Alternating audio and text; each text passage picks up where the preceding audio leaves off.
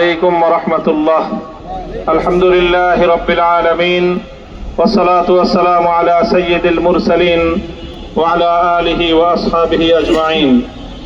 বাংলাদেশ খেলাফত মজলিস ঢাকা মহানগরের উদ্যোগে আয়োজিত আজকের এই গণমিছিল পূর্ব সমাবেশে উপস্থিত সংগ্রামী সভাপতি, উপস্থিত বাংলাদেশ খেলাফত মজলিসের কেন্দ্রীয় নেতৃবৃন্দ, সমবেত বিক্ষুব্ধ বাংলাদেশ খেলাফত মজলিসের নেতাকর্মী ও সংগ্রামী দেশবাসী, বাংলাদেশ 2024 সালের জুলাই বিপ্লবের মধ্য দিয়ে যে এক ফ্যাসিবাদ মুক্ত বাংলাদেশ গড়া হয়েছে, হাজারো মায়ের বুক খালি হয়েছে, অসংখ্য যুব ও তরুণ প্রাণ বিসর্জন দিয়েছে, এই রক্তের স্রোত প্রবাহিত হয়েছে যে ফ্যাসিবাদ, বৈষম্য এবং অবিচারকে দূর করার জন্য নতুন বাংলাদেশে ফ্যাসিবাদ এবং ফ্যাসিবাদ আসার সকল পথ রুদ্ধ না করা পর্যন্ত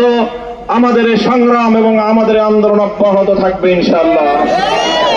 সংগ্রামী জনতা, আমরা আমাদের অতীত ইতিহাসের দুঃখজনক প্রতিটি অধ্যায়কে আমরা পর্যালোচনা করি, কিভাবে ৭১-এর পর মহান মুক্তিযুদ্ধ, জালিমের বিরুদ্ধে যে মাজলুমের লড়াই ছিল, মানুষের ভোটের অধিকার প্রতিষ্ঠার জন্য ৭০-এর জাতীয় নির্বাচনের ফলাফলকে যারা ছিনতাই করেছিল, সেই ছিনতাইকারীদের বিরুদ্ধেই ১৯৭১-এর মহান মুক্তিযুদ্ধ সংগঠিত হয়েছিল।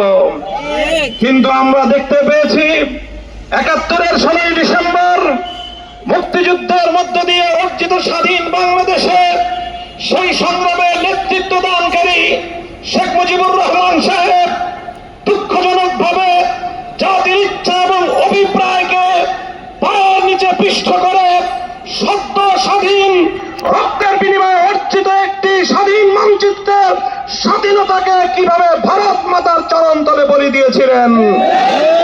আমরা দেখেছি ৭২ সালে শ্রীমতী ইন্দিরা গান্ধীর কাছে গিয়ে বাংলাদেশে নতুন ভাবে সংবিধান তৈরি করবার প্রেসক্রিপশন নিয়ে আসলেন। আর এভাবে ১৯৪৭ থেকে ১৯৭১, ২৪ বছরের এই পূর্ব পাকিস্তানের আমলে আওয়ামী লীগ অথবা কোন রাজনৈতিক দল যেখানে কোনোদিনও ধর্ম নিরপেক্ষতার কোন আওয়াজ তোলেনি, ৭২-এর সংবিধান তৈরির সময় ভারতের সংবিধানের কপি পেস্ট করে বাংলাদেশের সংবিধানের মৌলনীতির জায়গায় ধর্মনিরপেক্ষতাকে স্থান দিয়ে প্রকারান্তরে বাংলাদেশের স্বাধীনতা ভারতের কাছে বিক্রি করা হয়েছে। এরপর ৭২-এর সংবিধানের নেতৃত্বে বাংলাদেশে এক নতুন চেতনা গজিয়ে ওঠে। দুঃখ এবং পরিতাপের বিষয়, ৫৩ বছর পর্যন্ত ৭১-এর মুক্তিযুদ্ধের নামে ৭২-এর ভেজাল চেতনা বাংলাদেশে সরবরাহ করা হয়েছে।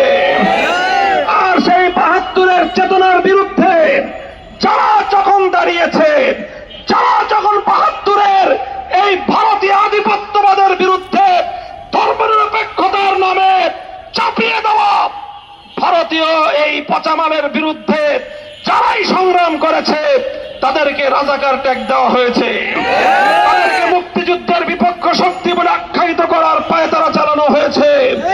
আর এভাবেই ৭২-এর ভারতীয় সংবিধানের চেতনার ভিত্তিতে দেশকে দুই ভাগে বিভক্ত করার এক অশুভ তৎপরতায় ৫৩ বছর পর্যন্ত লিপ্ত ছিল বাংলাদেশ বিরোধী অপশক্তি। সংগ্রামী সাথী ও বন্ধুগণ, সেই দেশ বিরোধী ষড়যন্ত্রের খেলা খেলতে খেলতে ফ্যাসিবাদের নেত্রী, বাংলাদেশের খলনায়িকা শেখ হাসিনা, আমার দেশের বৈষম্য বিরোধী আন্দোলনের মহানায়ক ৪ কোটি ছাত্র জনতাকে যখন রাজাকারের বাচ্চা বলে গালি দিয়েছিল, তখনই দেশের মানুষ চূড়ান্তভাবে সিদ্ধান্ত গ্রহণ করেছিল ভারতের সেবাদাসী বাংলার ক্ষমতার মসনদে থাকতে পারে না।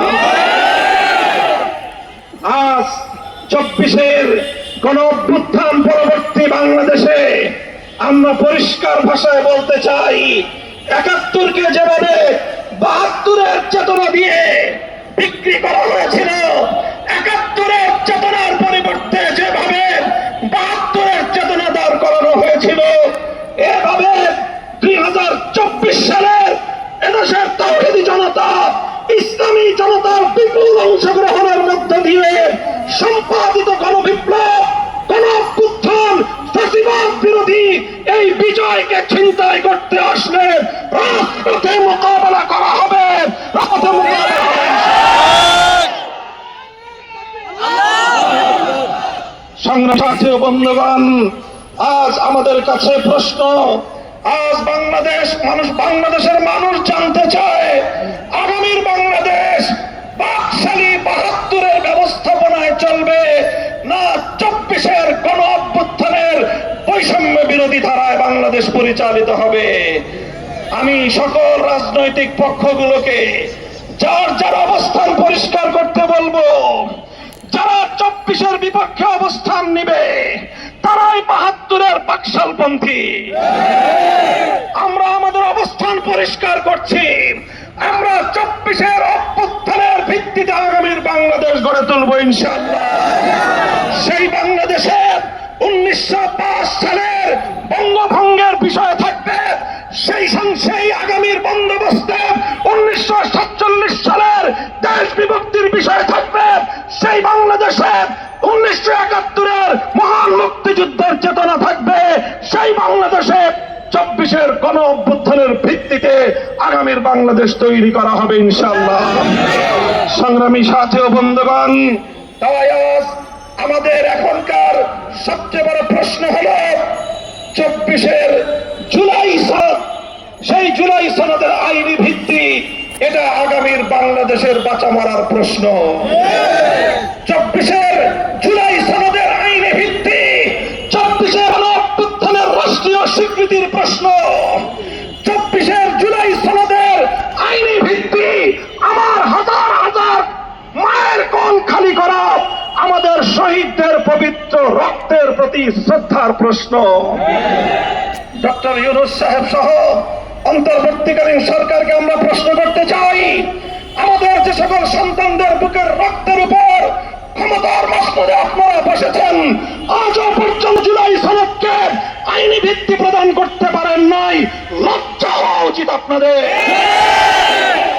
আপনারা নির্বাচন নিয়ে তড়িঘড়ি করছেন, নির্বাচনের তফসিল ঘোষণার প্রস্তুতি গ্রহণ করছেন, নির্বাচনের আসন পুনর্বিন্যাস করছেন, অথচ 24-এর আমার সকল শহীদের রক্তের প্রতি শ্রদ্ধা জানানোর রাষ্ট্রীয় নিদর্শন জুলাই সনদের আইনি ভিত্তির ব্যবস্থা এখনো করেন নাই।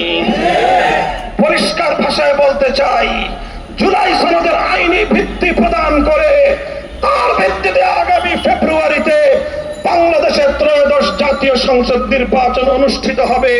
বিকল্প কোন চিন্তার সুযোগ বাংলার মাটিতে না। এজন্য আমাদের স্পষ্ট দাবি, রাষ্ট্রপতির আদেশের মাধ্যমে প্রাথমিক জুলাই সনদের আইনি ভিত্তির প্রাথমিক মর্যাদা প্রদান করতে হবে।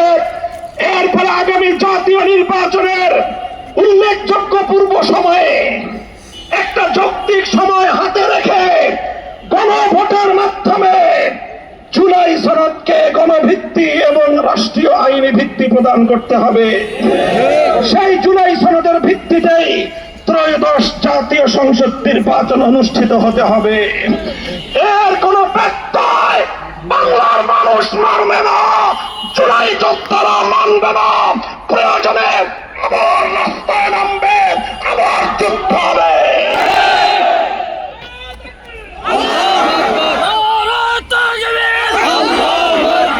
সংগ্রামী সাথী ও বন্ধুগণ, এখনো দেখি কেউ কেউ ফ্যাসিবাদী যুগের নেনি ফেরাউন শেখ হাসিনা এবং তার দলের প্রতি মায়া কান্না করে। আপনাদেরকে বলবো, গুম কমিশনের পক্ষ থেকে যে ডকুমেন্টারি তৈরি করা হয়েছে অন্তত সেটা দেখুন, কিভাবে শেখ হাসিনা এবং তার দোসরেরা বাংলাদেশ রাষ্ট্রযন্ত্রকে দেশের জনগণের বিরুদ্ধে ব্যবহার করেছিল, কিভাবে ঘরে ঘরে মায়ের কোল খালি করা হয়েছিল, কিভাবে আয়নাঘরগুলোতে মানবতার টুকরে কেটেছিল, কিভাবে মানুষকে অসম্মান আর অপমান করার এক ভয়াল জনপদে পরিণত করা হয়েছিল বাংলাদেশকে। গোটা আওয়ামী লীগ শেখ হাসিনা থেকে ইউনিয়ন এবং ওয়ার্ড লেভেল পর্যায় পর্যন্ত আওয়ামী লীগ, যুবলীগ, ছাত্রলীগের প্রতিটি নেতা কর্মী এই খুন এবং গুণের সঙ্গে প্রত্যক্ষভাবে জড়িত ছিল। বিচার করতে হবে তাদের বিচার নিশ্চিত না হওয়া পর্যন্ত বাংলাদেশের রাজনীতি তাদের পুনর্বাস স্বপ্ন যেন কেউ না দেখেন।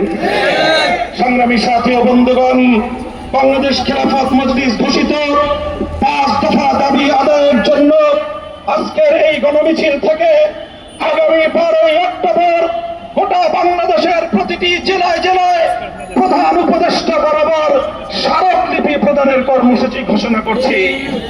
আপনারা এই কর্মসূচি বাস্তবায়ন করবেন তো ইনশাআল্লাহ? জুলাই সনদের আইনি ভিত্তি অর্জন করেই আমরা ঘরে ফিরব ইনশাআল্লাহ। আগামী 12ই অক্টোবর, আবারও বলছি, আগামী 12ই অক্টোবর প্রতিটি জেলায় জেলায় ডিসির মাধ্যমে, ডিসি কার্যালয়ে প্রধান উপদেষ্টা বরাবর 5 দফা দাবি আদায়ের লক্ষ্যে স্মারকলিপি প্রদান করা হবে। আমরা ধাপে ধাপে আন্দোলনকে চূড়ান্ত পর্যায়ে নিয়ে যেতে চাই। আমরা কোনো হঠকারিতা করতে চাই না, কিন্তু মনে রাখবেন, পিঠ যদি দেয়ালে থেকে যায়, যা করতে হয় জুলাই সনদের ভিত্তিতে আগামী নির্বাচনের দাবি আদায় করার জন্য আমরা সেটা করতে প্রস্তুত। সকলকে আগামী দিনের সংগ্রামে রাজপথে স্বেচ্ছা জানিয়ে সকলকে ধন্যবাদ জানিয়ে বক্তব্য শেষ করছি। শান্তিভাবে আপনারা মিছিল কর্মসূচিতে অংশগ্রহণ করুন। আসসালামু আলাইকুম ওয়া রাহমাতুল্লাহ।